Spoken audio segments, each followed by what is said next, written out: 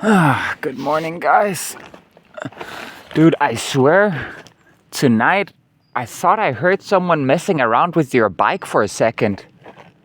Ain't no way. Yeah, I know, ain't no way. But like, I was like 80% sure someone was messing with your bike. So I like opened my tent and looked over there and nothing. Yeah, sometimes you hear some weird stuff out here where, like, when you're alone, it can kind of freak you the fuck out. That's why I'm happy I can always like just get on voice chat with Stony if I'm feeling creeped out, you know. But now that you're here, like, sure, it was like weird, but I didn't get creeped out. I didn't get freaked out or anything like that.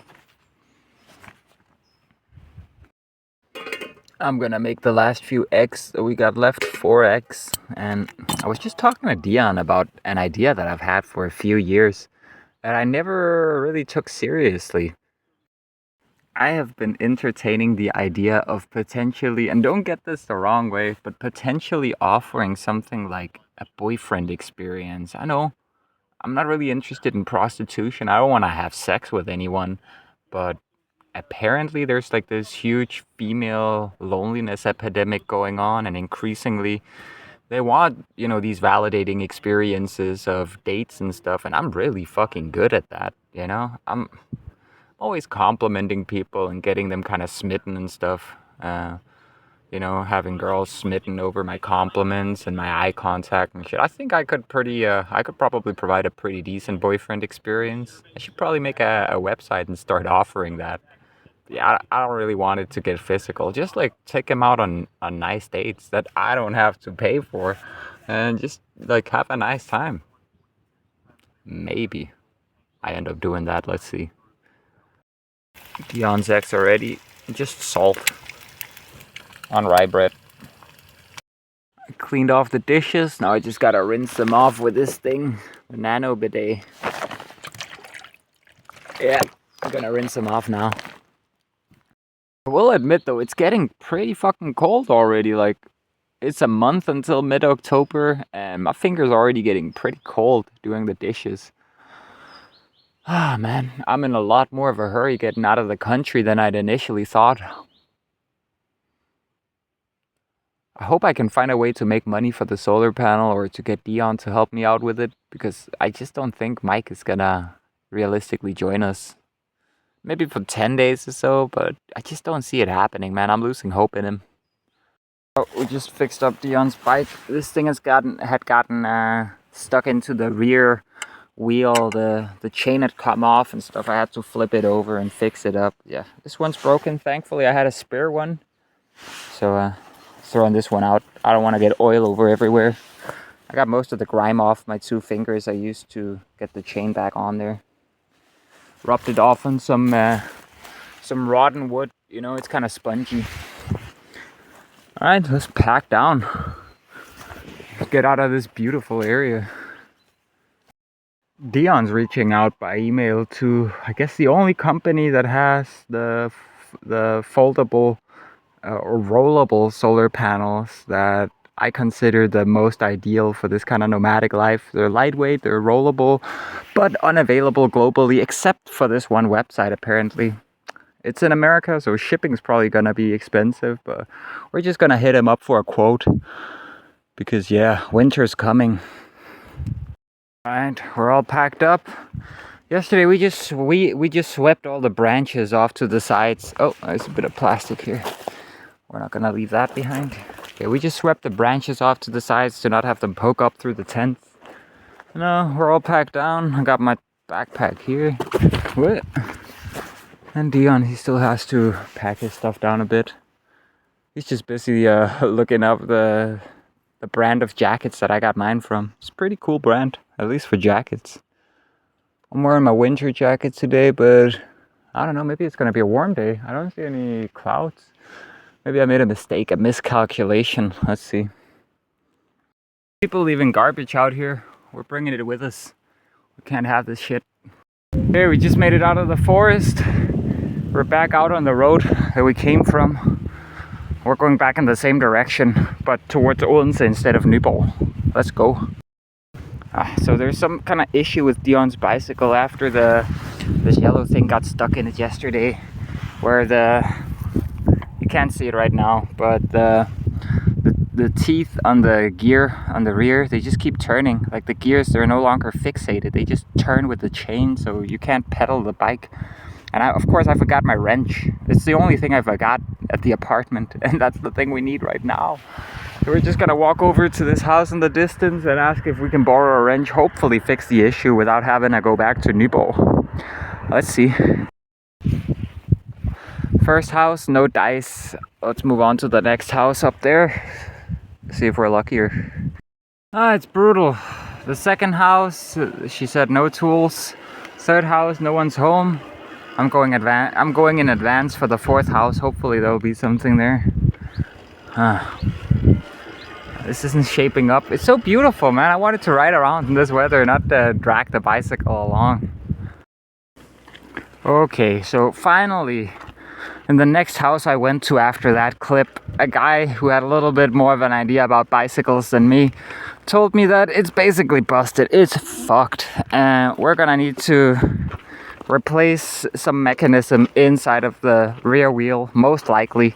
He wasn't quite an expert, but he said we're probably gonna have to bring it to a bike shop and have some part replaced.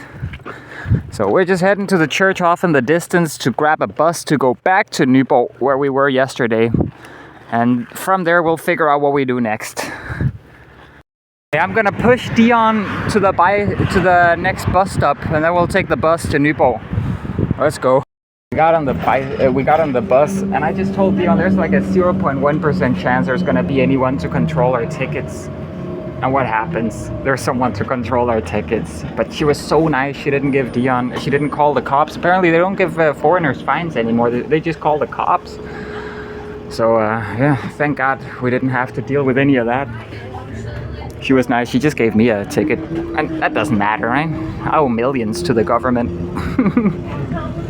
Here at the goddamn fucking apartments again, dude. I thought we wouldn't have to come back here, but we're already back within 24 hours, man. It's kind of brutal. But yeah. Let's go talk to Mike about what we're gonna do about this situation. Maybe he can help us out.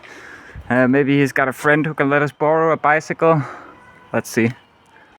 I'm just throwing out all of this garbage we've picked up along the roadside and in the forest.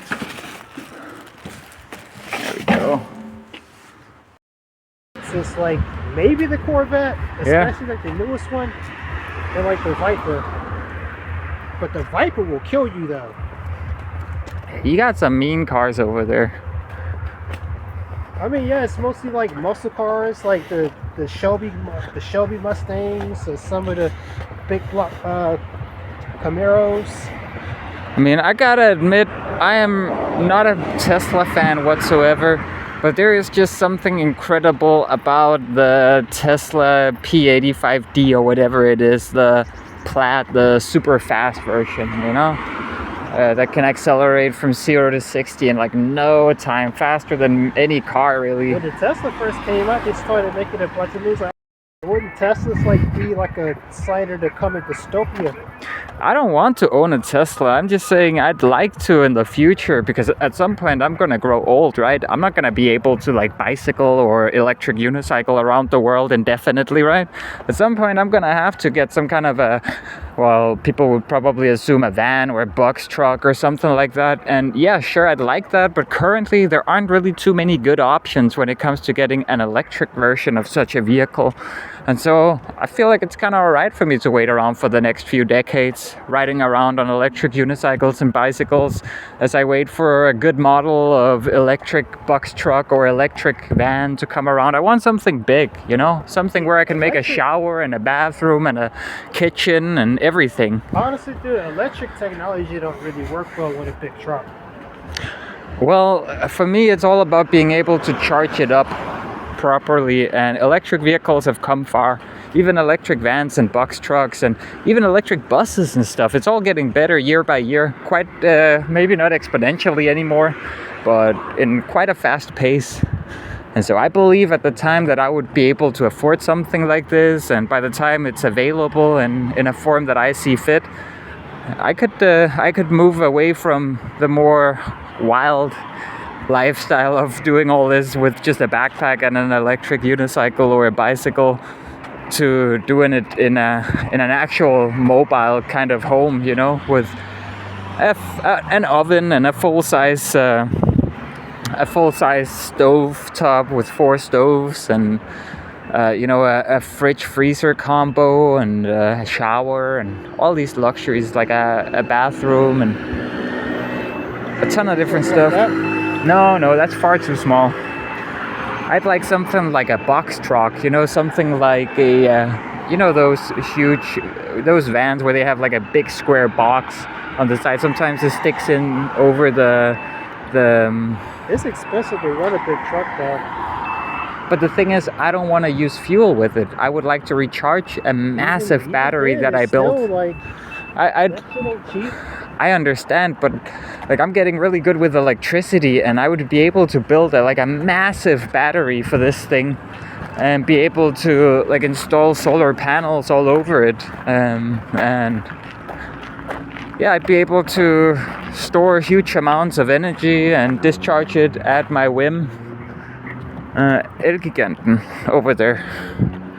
Well, how well does Europe maintain roads? Because a lot of the issue with like a big truck is that like you be hitting potholes and shit, and like you wearing all that weight is wearing down the components faster. I mean, of course there's gonna be wear and tear, but that's gonna be in the mechanical parts, you know, and like the suspension and the tires cheap, and. By the way. Well, I know it's gonna be quite an investment, but thankfully I'll have a few decades to scrape that money together, and hopefully I'm gonna, you know, develop. Typically you can't just like repair stuff on a truck like inside of the road. You have to bring it into a shop. Huh? Well, the good thing about it being an electric one, if I get it, is that it wouldn't break down in, you know, the same frequency, because a lot of the engine issues and such, they're not going to be mechanical, they're going to be electric, and electric motors and stuff, they just have far few issues. I'd say it'd be more issues because, like, you know, with a lot of the issues with modern like big trucks too is that it's precisely because they put a lot of electronics in it and stuff like this. So like it's never really like the mechanical stuff that's broken. It's always this computer or electrical stuff. That's where I'm really good with electrical stuff, and I might be able to address these things personally, you know? You're gonna be surprised when you see the type of electrical system I'm coming up with. You have to have like a whole like setup that can plug into it and be able to like. You're gonna have to have like a very vivid knowledge of this type of stuff. I already have all of it planned out to the most minute detail, dude. Like I'm ready. I just basically need the money and maybe a tad bit more research, since more better options have come out since, right? I'd want to get the very best of everything if I were to invest in such a thing. Yeah, I think so. Okay, let's take a look and see if we can't find one of those things. Damn, something's burning down.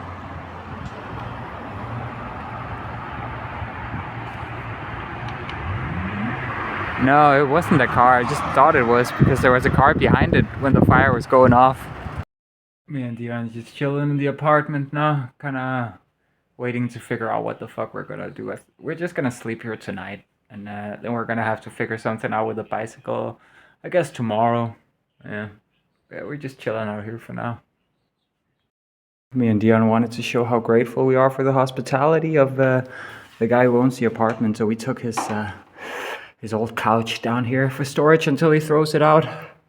He's got a new couch that is nasty. Let's go. I did the dishes, cleaned up the kitchen, and I also just kind of cleaned up here. We got some candy and some wine. That's nice. Just chilling out. Alright guys, we don't really have the ingredients for like a proper Danish meal. So I'm making different stuff. I'm making some parsley sauce here. I'm making the Medisterpølse here, a type of Danish dinner sausage. And then I'm heating up some couscous in the oven. I mean, these three things don't go together, but I'm pretty sure it's gonna be delicious still. Dion likes the food I made, especially the sausage. He said it's the best sausage he ever had. He's gonna like Danish food. I'm gonna try and cook him a bunch of different stuff I haven't had myself in a while, that I kind of forego because it's not really my favorite thing. Just like this, it's not my favorite thing. I don't really normally cook this, but you know, it's kind of buzzing. From this shit, let's see if it rolls out. Dion wants I some ain't never alcohol. seen it with a cork in it before. There we go. Mm. This one got bubbles. Let's get a glass for you. We didn't know Royal Castle. Yeah. Fill this shit, dude. Why not use the proper glass if you got one, right? That's too bougie. Nah, man, we bougie niggas. We ghetto snobs. You go. Enjoy.